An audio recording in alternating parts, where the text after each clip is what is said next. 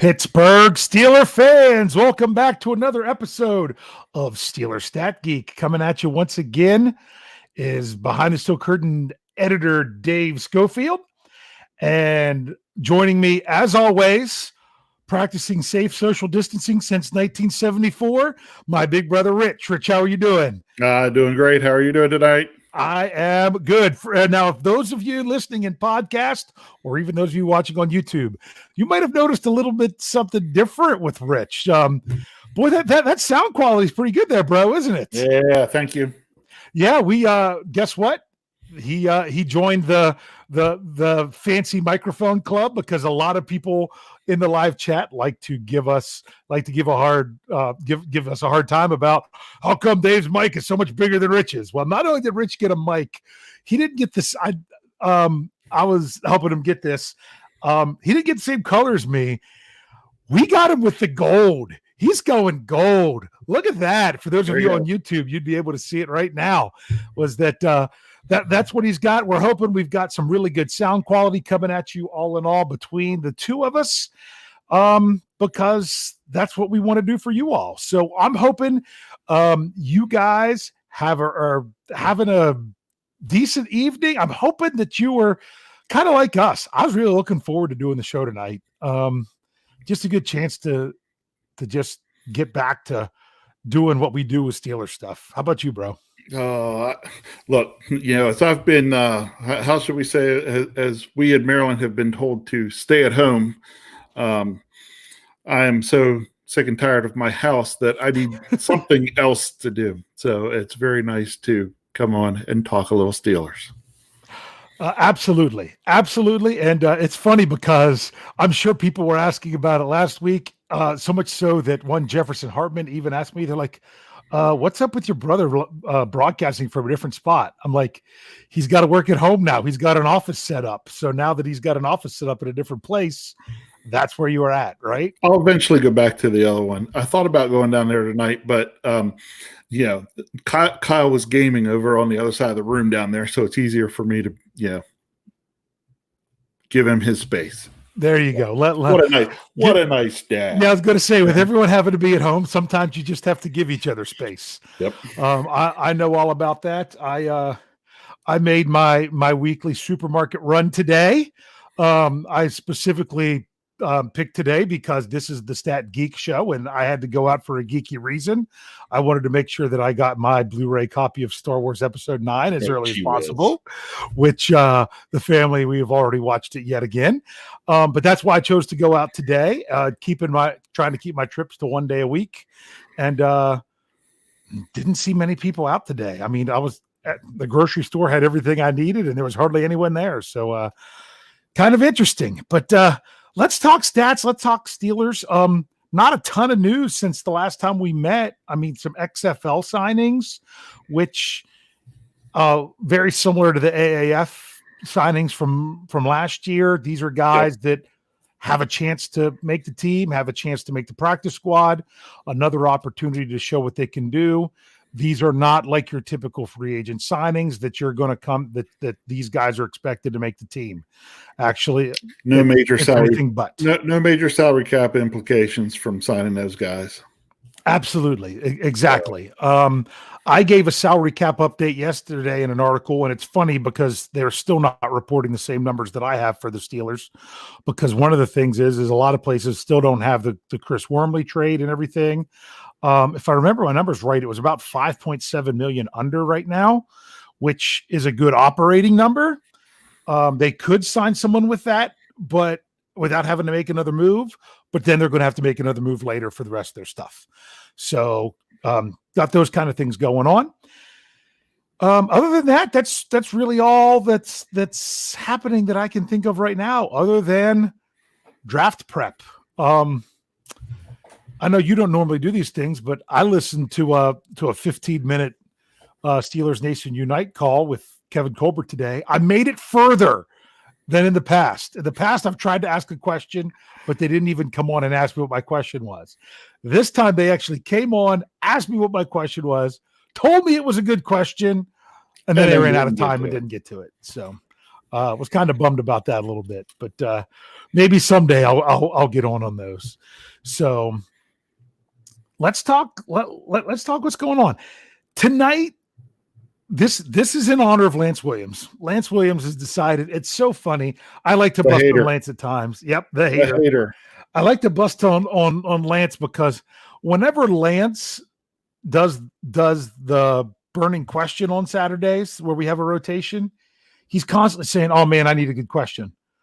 But yet anytime it's not Lance, he'll fire off like 8 different questions throughout the week for people to bring up as the burning question or something. And this week he even threw out there Stat Geek, and he threw out a question. And I'm like, you know what? That's pretty good, Lance. I'm going to look into that. I'm going to check with you, see if that sounds good to you. And that's what we're going with. We are actually going to ask. I got to give credit where it's due. We're going to ask the Lance Williams question. And Lance Williams said this. He's like, he says, what stat do the Steelers need to A, get above 500 in 2020, B, win the division, and C, go all the way and win the Super Bowl? He said, but 3 different stats for each thing. I looked at the question as, let's build. Let's look at 3 key places to improve statistically, and let's say this one's important, this one's more important, this one's the most important. And that's what I got. I just saw somebody in the live chat, Steeler Fan 74. I answered your question on Twitter right before I got the show fired up. So if you haven't been on, it's there. So just a question about a good place to find some information.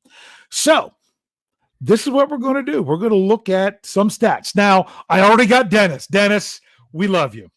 We love you. You got to love the guy that how do I say it? Dennis he keeps it simple. He's experienced. He's experienced, which is a nice way of saying, Dennis, you're the old guy. And the reason why I'm going to say it's hilarious is because I was just about ready to say, now let's not give our father sarcastic answer to these questions. Oh, you got to win more games. Oh, you got to score more points than the other team scores. Things like that, which was funny because right on cue, there's Dennis bringing it in there. I'd love that if our dad was watching this right now and heard you, doing that. But that's how our dad would answer it. I know. You know what's sad? I find myself answering the same way to my own children. Yeah, I know. That's sad. Yeah. So, I mean, of course, there are some obvious stuff. And Lance is here. Lance is here. He's saying, awesome, you like the topic? I did, Lance. I had to think it through to see exactly how I was going to do it. And I'll be honest with you, Lance, you gave me a little bit more homework than what I'd like to do, especially that late on a Tuesday. But because I looked at I had to look more than 3 different things. And I'm honestly, I'm a little bit struggling with the order I want to put mine in. Now, I have some numbers to back mine up. You might just be, shooting from the hip, saying, all right, because I know you've got a lot of stuff going on. But you might have some ideas here. I do have some ideas. Okay. So I actually looked up 4 different things, but then I narrowed it down to 3. Because some of this is building off some of the stats we talked about at the end of the season. Exactly. And honestly, Ezra Nehemiah brought up a great one. And I thought that was too much of a cop-out for me personally, especially after the article I wrote today. And he said, I'll even bring it up here. He said, did it come up? Yes. Yeah, rushing yards per game needs the most help. Yeah, because that's a good way to put it, is rushing yards. What's that? Not my number 1. Yeah. Rushing yards per game. I kind of look at that, but see, the reason I avoided that was I was afraid I was going to get roasted for saying, because another thing that the Steelers really need is more rushing attempts, but it's not, and people say it all the time. I know it's cause and effect. The Steelers run the ball more because they're winning a lot of times. So obviously, if they're getting more rushing attempts, they're going to win more. They could be losing by 40 points and say, oh, but if we rush the ball another 15 times, statistically, we're going to win. That's not what it's about. It's if the game leads you in that direction. So there were some interesting things like that, but I tried to avoid stuff that made the game that really came down to how, I can't think how I'm saying it. Fill in the words for me. How the game is playing out, consequential answers. Right. meaning things that depend on how the game's going. If I'm not saying it the right way. And Lance is already chiming in on some stuff. And on that one, I'm going to completely disagree. He's already being a hater on somebody. So you ready? So I'm going to say what they need to do to go above 500. Okay, I am going to go exactly what Lance brought up. My very first thing, the Steelers need to improve their time of possession. Oh, now see, I'm slightly different on you. Okay. To get over 500. Yeah. I'm saying the reason they need to improve their time of possession was just, I mean, they need to improve that overall. But if you look back over the past several years, the Steelers, their average time of possession per game in 2019 was 28 minutes, 51 seconds. Mm-hmm. So not quite 29 minutes. That ranked 27th in the NFL. In 2018, they were 31 minutes on the nose. Well, I mean, less than a full second above that when you averaged it out, which was ninth in the NFL. But then when they got up in 2017 to 31.59, they were fifth. And that was when the Steelers were 13-3, the number 2 seed, all those other things. So then you're starting to get into those things. Now, the reason I say time of possession, because I think that encompasses what a lot of other people were saying. Oh, see, mine because of the running yours. Mine encompasses yours. All right, so go ahead and say yours, and then we'll debate a little bit. Okay. So this is my least of my 3, just so you know. Right. This is the least in my 3. Okay. For me, this is what they do to make improvements to get over 500. Ready? Works into yours, and it's something we talked about. We need to cut down the number of 3-and-out possessions. There you go. There you go.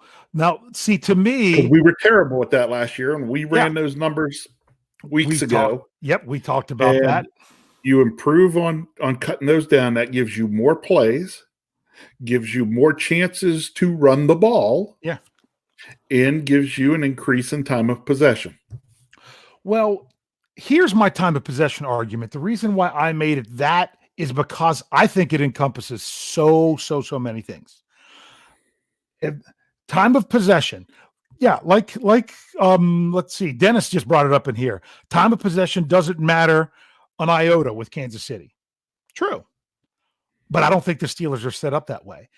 Time of possession is the biggest key to that is keeping your defense off the field.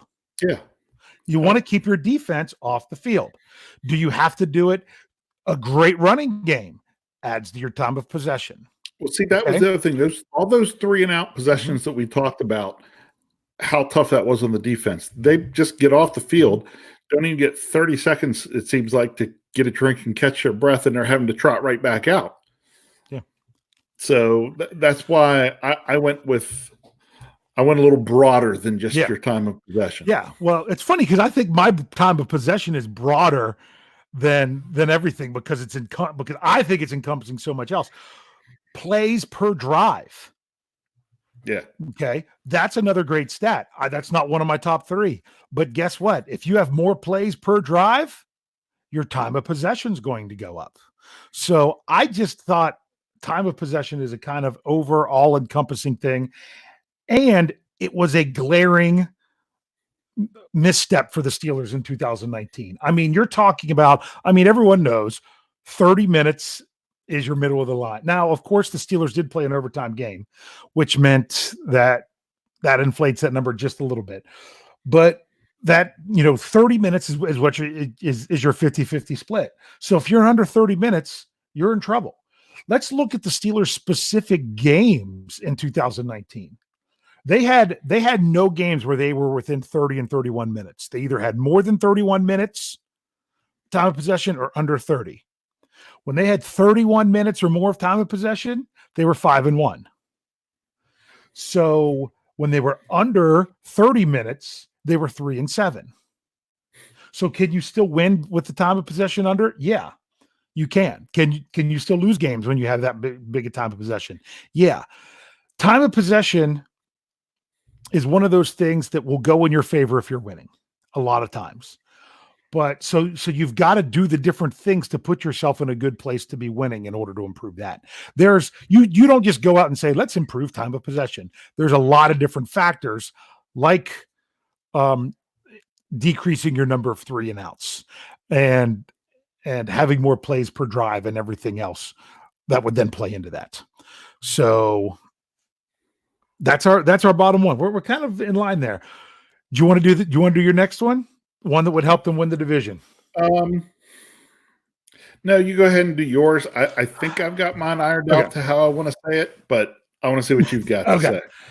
I was really torn with what was going to do for the next one. Because man, I have a couple. I didn't want to leave the defense. I didn't want to leave the defense out of stuff and things that they could improve. So I found something. It's going to be kind of a 2-for-1 with the defense. Third down conversion rate. Okay. Specifically, 3rd and long. When I say 3rd and long, I'm looking at 3rd and 8 or more. Last year, on 3rd and 8 or more, the Steelers gave up 23% first down 23% of the time, almost 1 out of 4. Out of 100 times that a team had a 3rd and 8 yards or more against the Steelers last season, they converted a first down 23 times. That was actually higher than years past, and the Steelers' defense was supposed to be so revamped. They gave up. Now, I've done stats to say that they're not bad compared to the rest of the NFL, but they were only 18.9 in 2018. They were only 19.8 in 2017. Now, 2016, they had a big jump. 2008, the last time they won the Super Bowl, how about 19.1? So that's something is getting off the field, specifically on 3rd and longs. You want to get off the field, but even just on 3rd down, because we all feel like the Steelers defense was improved last year compared to years past. But when it came to 3rd down conversions, they were only 0.1% higher than they were the year before. So I'm trying to think of exactly what it was. Did I write that one? Yes, opponents, when I say higher, I mean better, which would actually be lower. Sorry. Opponents got a first down against the Steelers in 2019 on 36.4% of the time. That was the conversion rate they gave up. It was 36.5% of the time in 2018. So it was almost the same. It really wasn't a big difference when you're talking about that. And it was 36.2 in 2017. So yeah, the defense was improved. They had a lot more takeaways, but that 3rd down conversion getting better, and especially even with 3rd and long, that is something that if the Steelers, let's say they get that under 33% 3rd down conversions and under 20% on 3rd and longs, then that's just going to be one more thing of your defense getting off the field, which once again, that's why I know Jobman said it's kind of an empty stat. And that's why I started with time of possession as being that, because there's so many other things that can factor into that. That's one more thing that could do it. So that's my next one is defensive 3rd down conversions. Okay. I'm sticking on the offensive side of the ball. I think the Steelers win the division if we find, and this is another one we've talked about before because there's no real specific number here, but it's finding that run-pass balance on offense. Mm-hmm. And again, that doesn't mean 50-50. It might mean 60-40, but offensively, we're needing to be able to do both. We need to be able to run the ball. We need to be able to throw the ball. We need to be a balanced offense. Without a balanced offense, I don't think we win the division. Yeah, and I'm going to agree with that a lot. And I'm going to say, in the words of Coach Tomlin, being balanced doesn't mean an equal amount of both. It means your ability to do either one of them. Correct. We need to be able to both run the ball and pass the ball effectively. And if we can do that, we win the division. So that's what I'm looking for there. So maybe I want to call it both running game and passing game efficiency. Yeah, efficiency. Okay. Yeah, that's really true. And it's funny because a lot of these stats are things that we're like, oh, well, if you can improve on these, bottom line is these stats are going to improve as a byproduct of the Steelers doing well. You know what I'm saying? So cause and effect here is one of those tricky things. But when you go, this is almost as much going back and looking at 2020, going back, seeing it, and just looking at from a numbers perspective, saying, "Oh, well, these numbers were better." Well, part of the reason they could be better is because of the success the team has. So it's not like we could say, "All right, the Steelers, they need to do everything they can to make sure that they are." You know, to say they would win the division if we could improve, if we could average over 100 yards a game rushing. Mm-hmm. I don't know that necessarily wins us the division, because we could average over 100 yards a game rushing, but if we only average 100 yards a game passing, we're terrible. Exactly. So what I'm looking for is that right balance. I mean, that was part of our issue last year. We did not throw the ball particularly well, and we did not run the ball particularly well. Yeah. And that's why we had such struggle on offense.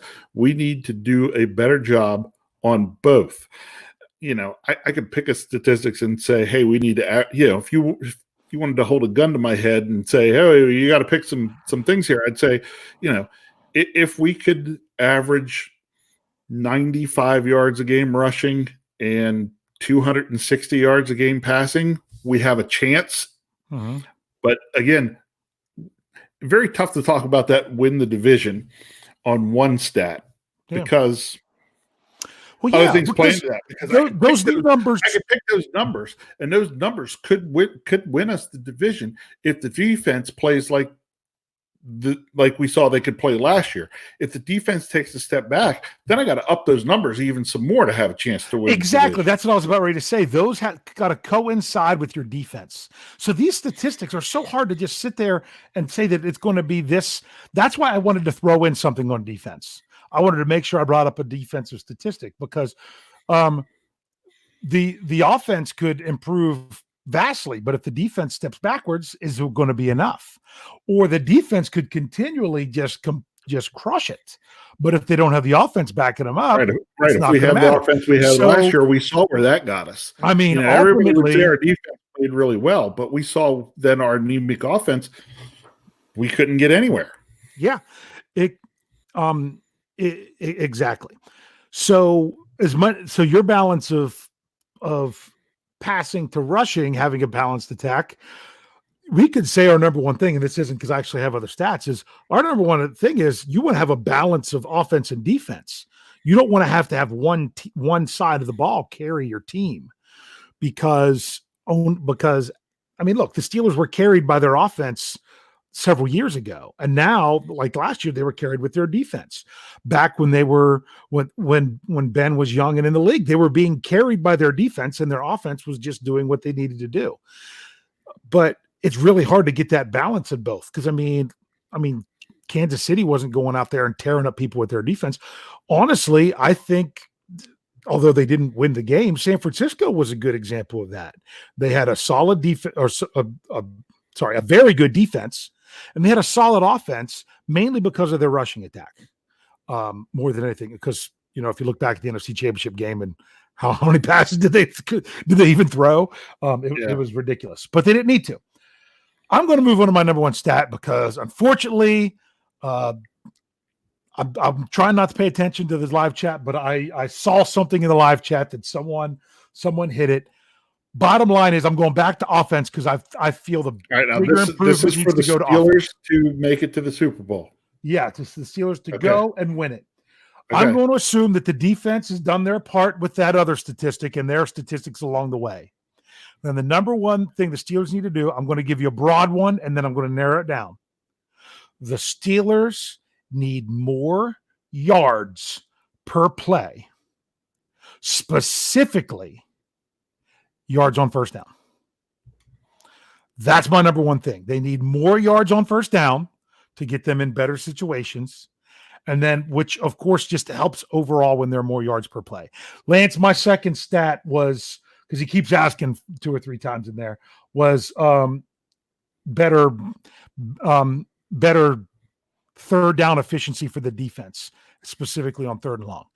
So that was that. So mine go time of possession because there was too many things to break it down, and I thought that a lot of stuff funneled into that.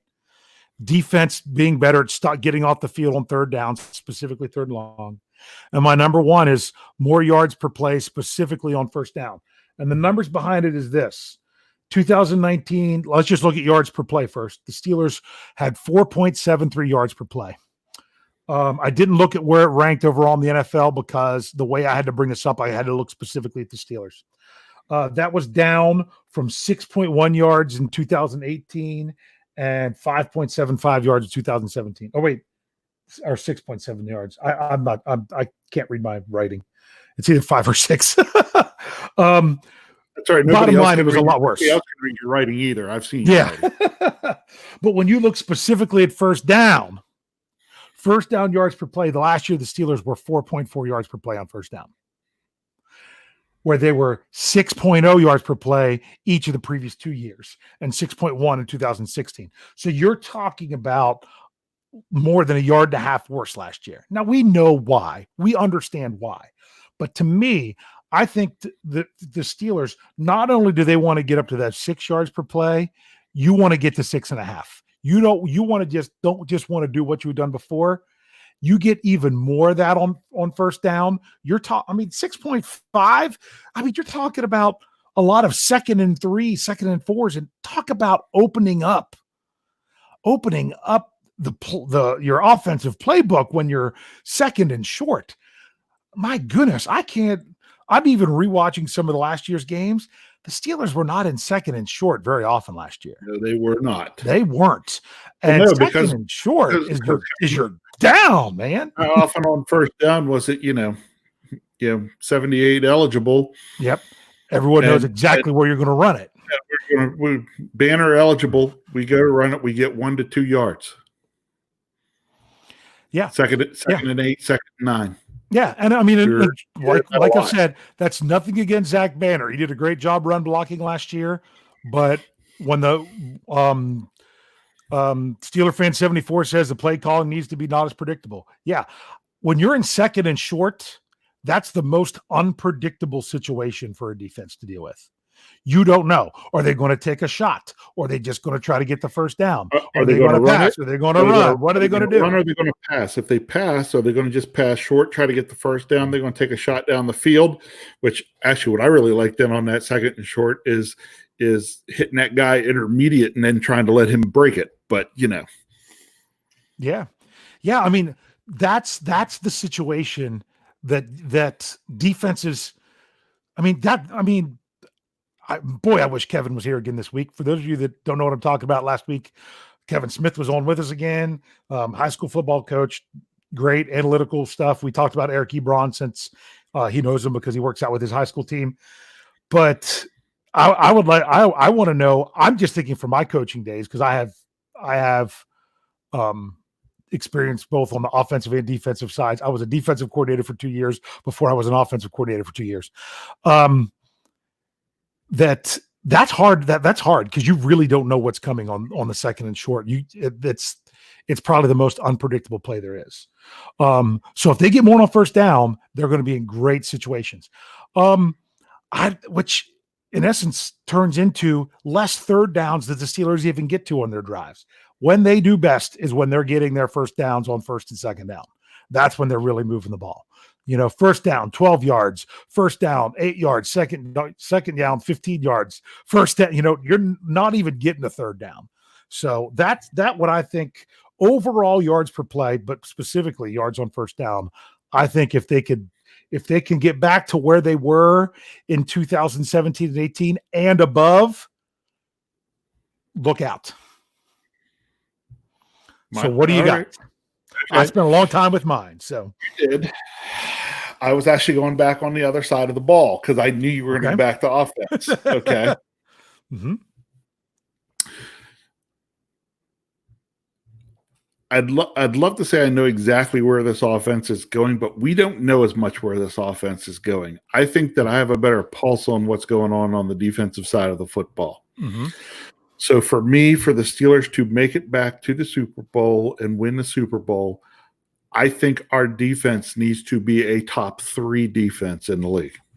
I saw someone say that in the live chat earlier. Oh, did they? I didn't catch that. That's great. Top 3 we defense. need to, yep. Whoever said it, throw it up there again because I want to. That was so far back, I don't even know if I can get there. Okay. Yep. I know that in today's NFL, we feel that offense rules right now. Okay. Yeah. But to me, to get to that big game and win that big game, it's what you can do defensively.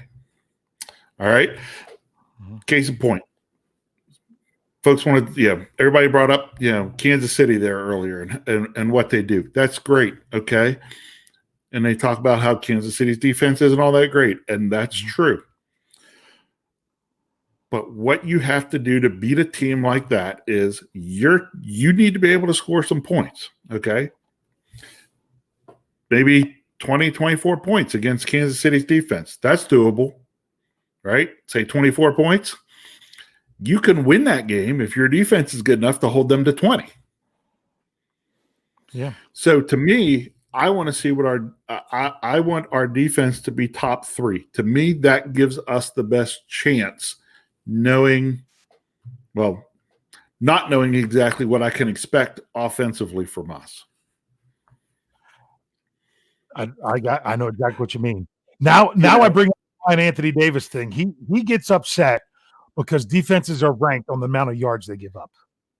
To him, he thinks ridiculous. He thinks you should be a top 3 defensive based on the number of points you give up rather than yards. But that's not the way they do it. How's your feeling? You want to see them top 3 in both, or forget the yards, get the points, or the other way around? No, it needs to be a total combination. That's why, when Brian argues that point, I always agree to it to an extent. To an extent. Yep. It should be a combination of yards and point. There's sometimes you're going to be put in a bad situation where you're going to give up points without giving up yards. Wouldn't you and I have a lot of fun sitting down coming up with a great formula to incorporate passing yards, rushing yards, points, put everything in to be able to rank defenses? Yeah. Oh, now I've given myself homework to do. Because now I'm sitting there thinking, I could probably do that. Yeah. Would be you have to be able to hold points off the board. But you know what? But you got me thinking now about this. I know. Well, forget this QB. This crazy QBR equation. We need to come up with something for defense, which ranks the defense, which takes into account the amount of yards you're giving up, but based on where you are on the field. Okay, where and the points given up based on where the starting drive was, and all this. Get this big bad equation like this QBR stuff, and we'll do something for the defense. So, yeah. Sorry. How many times last year did our defense, technically give up, 10, 12 yards and 3 points? Yeah. Look at week 4, right off the first win the Steelers got. What they do, here's what's crazy. They gave up several first downs to the Bengals in the first drive. Some yards. I think the Bengals got cross midfield. So they gave up at least 30-some yards on that first drive, if I recall correctly. But then they forced a punt. I think it was even a sack that made it that forced them back. Steelers got pinned deep. What happened on the second play? Fumble. I don't want to say who, because then Jeff's going to accuse me of hating the player when really he's one of my favorites now. Fumbled the ball. What happened to the Bengals there? Hey, maybe you could start joining Lance, and you can go be the hater with Lance. Yeah, no, because he keeps saying that I hate Deontay Johnson. But they gave up. They didn't give up the touchdown when the ball. I think the Bengals got the ball in like the 15. And so, therefore, they gave up a lot less yards, but they gave up points. But that was a win for the defense. Right. That was a win for the defense because of the number of yards they gave up. It's almost like ending field position is where it's most important. Like, it doesn't matter where a team starts a drive. It's how much did they gain and where they ended. There could be a lot of stuff that go into this equation. I'm starting to geek out on this big time now. Oh, really? I'm starting to give myself a headache thinking about it. Well, I am, but yeah. But there could be an interesting way to do that. But really, not knowing or what I want to say, having my fingers on the pulse of where I think the offense is going to be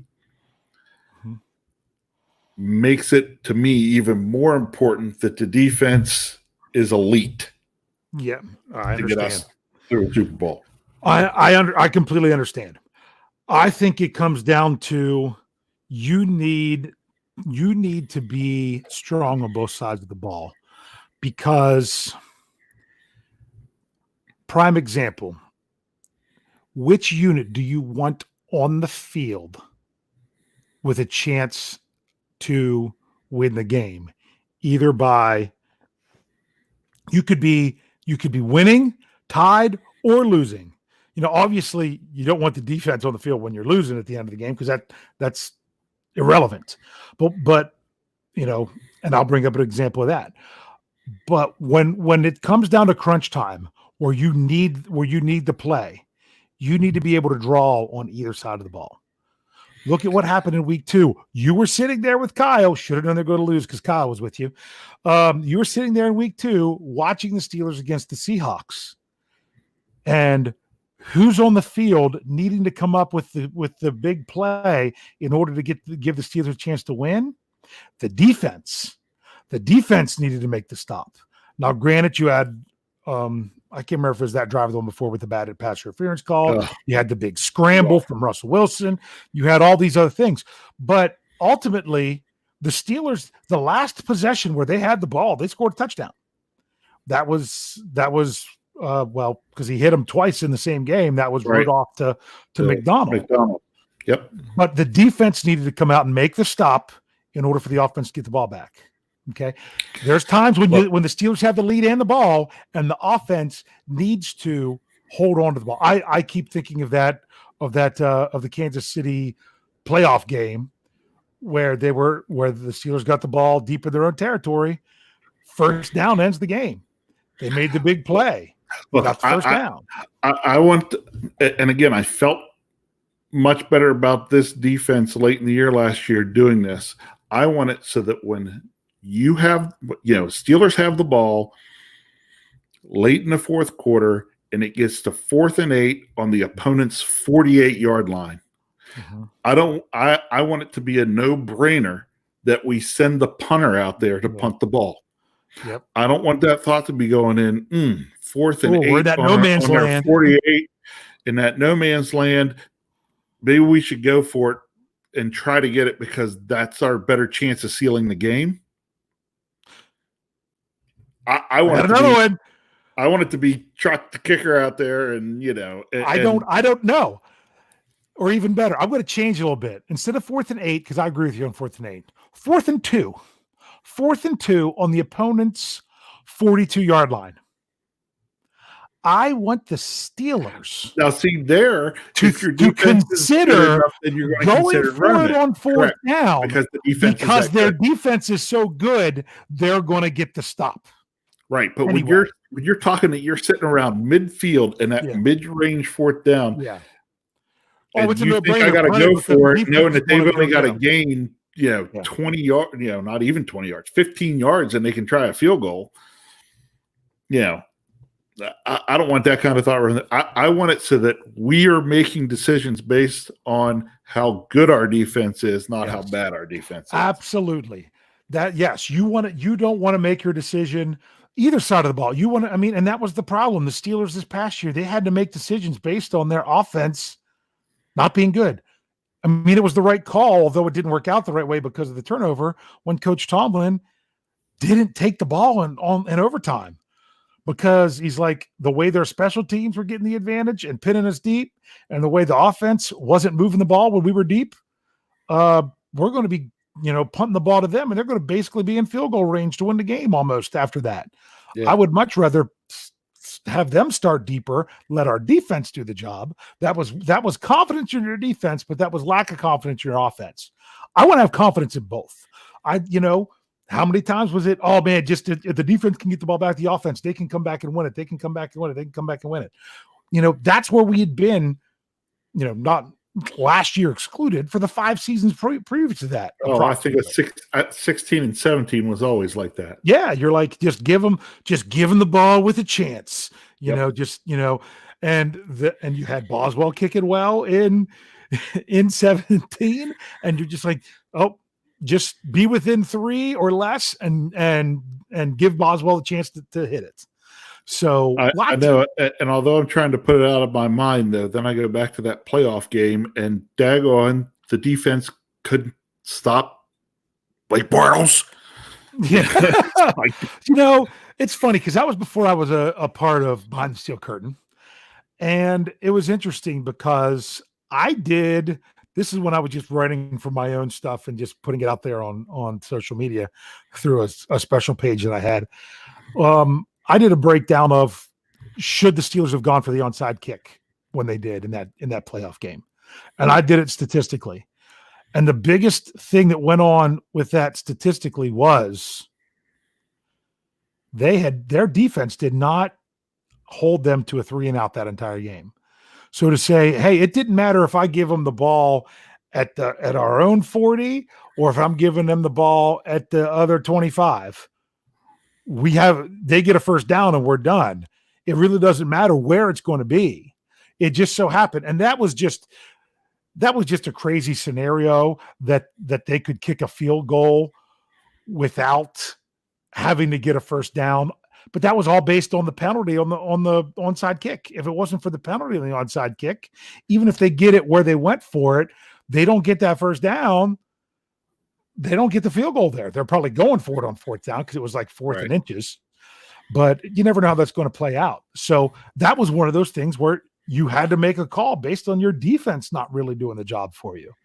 So lot of stuff like that. So there's so many different stats we could do. So many different. I mean, I try to come out. I started to say, oh, well, maybe turnover margin's a good one there. But I look at this year's turnover margin based to other years. The years where the Steelers really had a problem is when they had a negative turnover margin.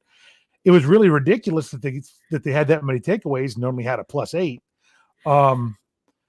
But that stat didn't come into account. It didn't stand out as something that needed improved as much as other things when I really broke them down. I looked at a bunch of different stats before I actually came to these conclusions. So I'm really glad that you all were in the live chat sharing your thoughts there.